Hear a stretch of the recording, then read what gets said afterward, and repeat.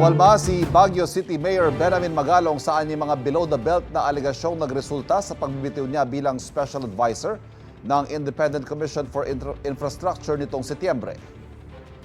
Medyo kuno-question po ang kanyang pagiging special advisor at yung kanyang ginagawang pag-iimbestiga. Although hindi po siya in-appoint as investigator.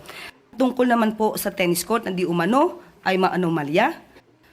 Ang sabi po ng Pangulo ay ipapaaral na ito sa legal team para po hindi makompromise ang independence ng ICI at hindi rin po magkaroon ng violation sa anumang batas.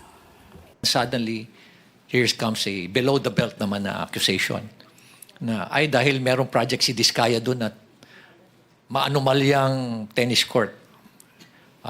Sobra na yan. I think I struck a nerve.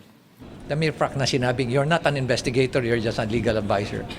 Simple lang yung message na yun eh. Huwag ka nang mag-imbestiga. So, mararamdaman mo talaga na maanumalya rin yung paggandak doon ka na yun. Sa tingin ko, maanumalya rin yung paggandak mo ng press con na yun.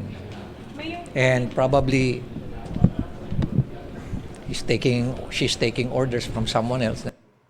Ang tinutukoy na maanumalya umanong proyekto ay ang 118 million peso tennis court sa Baguio City na ipinatayo ng kumpanya ng mga Diskaya na St. Gerard Construction. Giti Magalong, dumaan sa patas sa bidding ang naturang tennis court noong 2022. Una nang sinabi ni Magalong na iniimbisigahan ng isang third-party auditor ang naturang proyekto.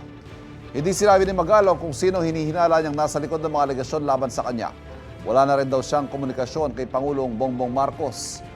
Sinusubukan pa ng GMA Integrated News na kunan ng pahayag ang Malacanang kaugnay sa mga sinabi ni Magalong.